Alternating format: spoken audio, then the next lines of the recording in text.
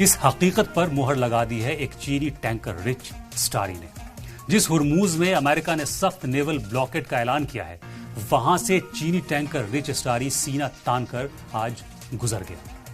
जब पूरी दुनिया की शिपिंग कंपनीज डर की वजह से रुकी हुई थी, तब चीनी क्रू और चीनी मालिकाना हक वाले इस जहाज ने अमेरिकी पाबंदियों की धज्जियां उड़ाते हुए रास्ता पार कर लिया।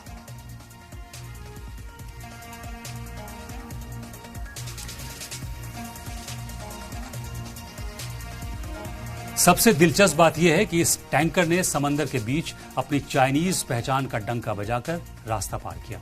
जब ब्लॉकेड शुरू हुआ तो यह जहाज एक बार पीछे हटा, लेकिन चंद घंटों बाद दोबारा लौटा और रेडियो पर अपनी पहचान चीनी बताकर आगे बढ़ गया।